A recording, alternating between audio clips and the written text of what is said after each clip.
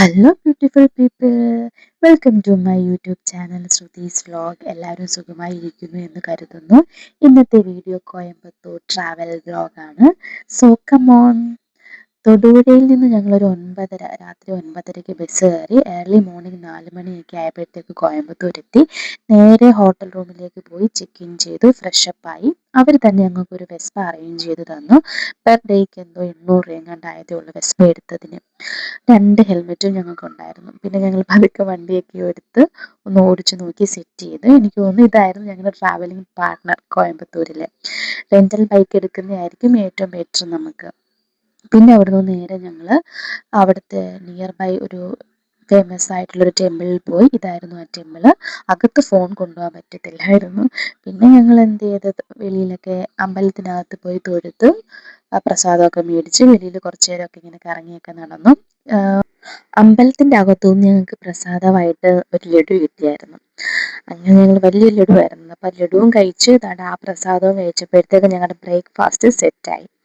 പിന്നെ ഞങ്ങൾ അമ്പലത്തിന് വെളിയിലുള്ള കുറച്ച് ഈ കൊച്ചു കൊച്ചു ഷോപ്സിലൊക്കെ പോയി അതൊക്കെ എക്സ്പ്ലോർ ചെയ്ത് കുറേ അധികം കുപ്പികളെയൊക്കെ മേടിച്ച് അങ്ങനെ ഹാപ്പി ആയിട്ട് ഞങ്ങൾ അമ്പലത്തിനകത്തു നിന്ന് ഇറങ്ങി. പിന്നെ പോകുന്ന വഴി നല്ല വെയിലായിരുന്നു. ശരിക്കും ഞങ്ങൾ ഡീഹൈഡ്രേഷൻ പോലൊക്കെ തോന്നിയപ്പോൾ വെള്ളമൊക്കെ കുടിച്ചു. പോകുന്ന വഴിക്ക് പിന്നെ കരിക്ക് കണ്ടപ്പോൾ ഞങ്ങൾ പിന്നെ അവിടെ നിർത്തി കരിക്ക് വാങ്ങിച്ചു കുടിച്ചു. അതാണല്ലോ ബെസ്റ്റ്. പിന്നെ അവിടുന്ന് ഞങ്ങൾ നേരെ GD കാർ മ്യൂസിയത്തിലേക്ക് പോയി. അവിടെ പെർ പേഴ്സൺ 175 രൂപയെങ്ങാണ്ടേ ഉണ്ടായിരുന്നുള്ളൂ. അതൊരു പക്ഷെ ഒരു വർത്ത് ഇറ്റ് പ്ലേസ് ആയിരുന്നു. ഒരു wide variety of vintage classic cars ഒക്കെ അവിടെ ഉണ്ടായിരുന്നു. ഞങ്ങൾ ശരിക്കും 2025 സെപ്റ്റംബറിലാണ് യാത്ര ചെയ്തത്. അന്നിങ്ങനെ എടുത്തു വെച്ചിരുന്ന വീഡിയോസാണ് ഇതൊക്കെ. ഒരു മെമ്മറീസിന് വേണ്ടി എടുത്ത് വെച്ചിരുന്നതായപ്പോൾ എനിക്കത് ഉപയോഗപ്പെട്ടു. പിന്നെ അവിടെ തന്നെ അവരുടെ ഒരു മ്യൂസിയം ഉണ്ടായിരുന്നു. പക്ഷെ ഞങ്ങൾ അവിടെ കയറിയില്ല. അവിടെ റിനോവേഷൻ വർക്കും കാര്യങ്ങളൊക്കെ ഇങ്ങനെ നടക്കുകയായിരുന്നു. പിന്നെ ഞങ്ങൾ അവിടെ നിന്ന് നേരെ നമ്മുടെ മെയിൻ ഡെസ്റ്റിനേഷൻ ആയിട്ടുള്ള ഇഷ ഫൗണ്ടേഷനിൽ പോയി. നമ്മൾ ഇഷയിലേക്ക് പോകുന്ന വഴിയൊക്കെ ഭയങ്കര ബ്യൂട്ടിഫുള്ളാണ് കാണാൻ. നമ്മൾ ശരിക്കും ഇത്രയും നേരം ടൗണിലൊക്കെ കറങ്ങിയിട്ട് ഇഷയിലേക്ക് പോകുന്ന ആ വഴിയിലെത്തുമ്പം തന്നെ നമുക്കൊരു ഭയങ്കര ഒരു പീസ്ഫുൾ ആയിട്ടുള്ളൊരു അറ്റ്മോസ്ഫിയർ ആണ്. നല്ല കൂളായിട്ടുള്ളൊരു അറ്റ്മോസ്ഫിയർ അവിടെ നമുക്ക് പോകുന്ന വഴിക്ക് ഈ വീഡിയോയിൽ തന്നെ നമുക്കത് കാണാമല്ലോ. സ്കൂട്ടി റെൻ്റിന് എടുത്തുകൊണ്ട് അത്യാവശ്യം ഞങ്ങൾ നേരത്തെ ഒരു 3 മണിയൊക്കെ ആയപ്പോഴേ അവിടെ എത്തി. ബസ്സിലായിരുന്നെങ്കിൽ ആകെ വിയർത്ത് ചളവായേനെ. വണ്ടിയൊക്കെ പാർക്ക് ചെയ്തിട്ട് ഞങ്ങൾ നേരെ ആദിയോഗിനെ കാണാൻ ചെന്നു. അത്യാവശ്യം നല്ല തിരക്കുണ്ടായിരുന്നു. ശനിയും ഞായറുമായിരുന്നു ഞങ്ങൾ പോയത്. കുറച്ച് ഫോട്ടോസും ഒക്കെ എടുത്തിട്ട് ഞങ്ങൾ മെഡിറ്റേഷനൊക്കെ ചെയ്തിട്ട് ഞങ്ങൾ അവിടെ ചെല്ലുന്നവരെന്തായാലും ഈ ഒരു കാളവണ്ടിയിൽ കയറാതിരിക്കില്ല. അവിടെ നിന്ന് നമ്മൾ അതായത് ആദ്യമൊക്കെ എടുത്ത് നേരെ നമ്മൾ ഇഷ ഫൗണ്ടേഷനിലേക്ക് ഒന്നെങ്കിൽ നടന്നോ അല്ലെങ്കിൽ ഈ കാളവണ്ടിയിലോ ആയിരിക്കും നമ്മൾ അവിടെ പോകുന്നത്. ഇഷ ഫൗണ്ടേഷൻ അകത്ത് കയറി കഴിഞ്ഞാൽ അതൊരു വേറൊരു ലോകം പോലെ നമുക്കത് തോന്നും.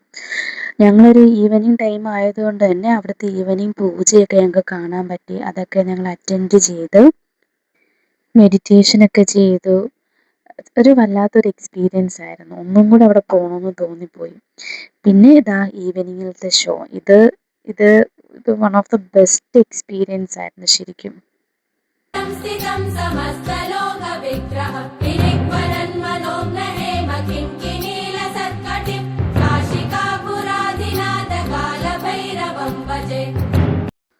ആദിയോഗീൻ്റെ ഈ ഒരു ലൈറ്റ് ഷോയും കൂടെ കഴിഞ്ഞ് കഴിയുമ്പോൾ നല്ലൊരു റിഫ്രഷ്മെൻറ്റ് കിട്ടും. പിന്നെ കുറച്ച് പിക്സൊക്കെ എടുത്ത് കുറച്ചും കൂടെ ടൈമൊക്കെ അവിടെ ഞങ്ങൾ സ്പെൻഡ് ചെയ്തിട്ട് അവിടുന്ന് നേരെ ഞങ്ങൾ തിരിച്ച് ടൗണിലേക്ക് വന്ന് ഞങ്ങളുടെ വണ്ടിയും സ്കൂട്ടിയൊക്കെ അവിടെ സബ്മിറ്റ് ചെയ്തിട്ട് ഞങ്ങൾ ഈ പാട്ടീൻ്റെ കടയിൽ പോയി ഫുഡൊക്കെ കഴിച്ചു. ഈ പാട്ടി വർഷങ്ങളായിട്ട് അവിടെ കട നടത്തുന്ന പാട്ടീൻ്റെ മോനാണ് നിൽക്കുന്നത്. പിന്നെ ഞങ്ങൾ കഴിച്ചതാണ് ചിക്കൻ റൈസും കലക്കിയും. നല്ല സൂപ്പർ സാധനമായിരുന്നു. 100 രൂപയുള്ള ചിക്കൻ റൈസിനും കലക്കിക്കും എന്തോ 20 രൂപയെങ്ങാണ്ടേ ആയിട്ടുള്ളൂ.